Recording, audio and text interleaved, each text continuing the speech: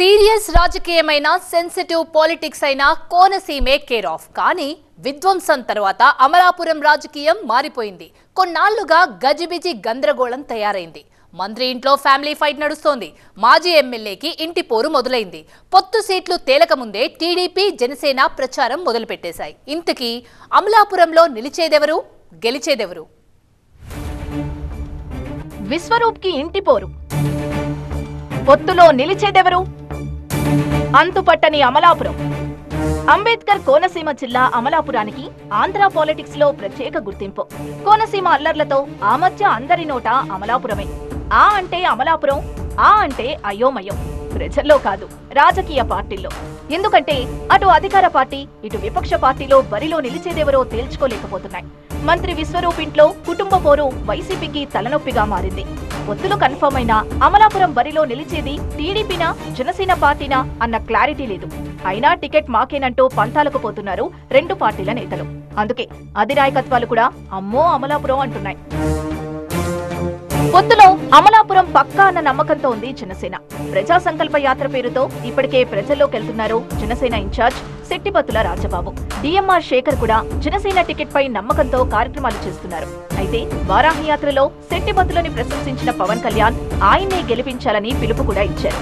దీంతో Janasena incharge రాజబాబుకు check పెట్టే ప్రయత్నాల్లో ఉన్నారట సొంత పార్టీలోనే కొందరు నేతలు. విషయాన్ని రాజబాబు పెద్దల దృష్టికి తీసుకెళ్లే ప్రయత్నం చేసినా అది పైదాకా వెళ్లకుండా కొందరు అడ్డుకుంటున్నట్లు జనసేనలో చర్చ జరుగుతోంది. ఎవరెన్ని అడ్డంకులు సృష్టించినా నిలిచేది గెలిచేది నేనేనంటున్నారు జనసేన నేత రాజబాబు.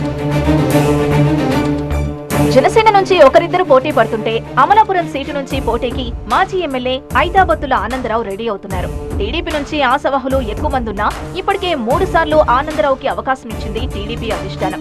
దీంతో ఈసారి అభ్యర్థిని మార్చాలన్న డిమాండ్ అమలాపురం టీడీపీలో గట్టిగానే వినిపిస్తోంది. కొందరు నేతల్ని కలుపుకొని వెళ్లడంలో ఆనందబాబు విఫలమవుతున్నారని చెబుతున్నారు. మళ్లీ పోటీకి సిద్ధమవుతున్న ఆనందరావుకి సొంత పార్టీలోనే ముఖ్య నేతలే మద్దతివ్వడం లేదని సమాచారం. పల్లన్ రాజుతో పాటు బీసీ నేత వాసంశెట్టి సుభాష్ పేర్లో టీడీపీ టికెట్ రేస్ లో వినిపిస్తున్నాయి. టీడీపీ పోటీ చేస్తే కొత్త వారికి అవకాశం ఇవ్వాలంటున్న నేతలు జనసేనకిస్తే మద్దతిచ్చేందుకు సిద్ధమన్న సంకేతాలు కూడా ఇస్తున్నారు. విపక్ష పార్టీలో ఇంకా కన్ఫ్యూజన్ లోనే ఉంటే అటు అధికార పార్టీ కూడా అమలాపురం అభ్యర్థిపై ఓ నిర్ణయానికి రాలేకపోతోంది. రాష్ట్ర మంత్రిగా ఉన్న సిట్టింగ్ ఎమ్మెల్యే పినిపే విశ్వరూప్ ఈ మధ్య అంత యాక్టివ్ గా లేరన్న ప్రచారం జరుగుతోంది. అమలాపురం అల్లర్ల కేసులతో మంత్రి క్రేజ్ బాగా తగ్గిందని భావిస్తోందట పార్టీ అధిష్టానం. విశ్వరూప్ తనయుడు పినిపి శ్రీకాంత్ రాజకీయాల్లో యాక్టివ్ అయినట్టే అయి తండ్రికే మరోసారి సీటు కేటాయిస్తారన్న సంకేతాలతో సైలెంట్ అయిపోయారట. మంత్రి ఇంటి పోరు రచ్చకెక్కడంతో ఇంటి సమస్యల్ని మీరు కూర్చొని తేల్చుకోండని చెప్పేశారట వైసీపీ పెద్దలు. ఈ పరిణామాలతో వైసీపీ క్యాడర్ కూడా గందరగోళంలోనే ఉంది. అమలాపురంలో అధికార పార్టీపై అసంతృప్తి తమకు కలిసొస్తుందన్న నమ్మకంతో ఉన్నాయి జనసేన, టీడీపీ. అయితే సీటు ఎవరికి ఇస్తారన్నదే ఇంకా క్లారిటీ లేదు. శెట్టిబత్తుల రాజబాబు మాత్రం గాజు గ్లాసు సౌండ్ గట్టిగానే వినిపిస్తున్నారట. కాపు ఓటింగ్ ఎక్కువగా ఉన్న అమలాపురంలో సామాజిక సమీకరణాలు పార్టీకి కలిసొస్తాయంటున్నారు జనసేన నేతలు. పొత్తులో అమలాపురం సీటును జనసేనకే ఇచ్చే అవకాశాలున్నాయంటున్నా టీడీపీ నేతలు కూడా ఇంకా ఆశలు వదులుకోలేదు. వైసీపీలో ఇంటి పోరు, టీడీపీలో వర్గపోరుతో కోనసీమ హెడ్ క్వార్టర్లో స్పీడ్ పెంచింది జనసేన.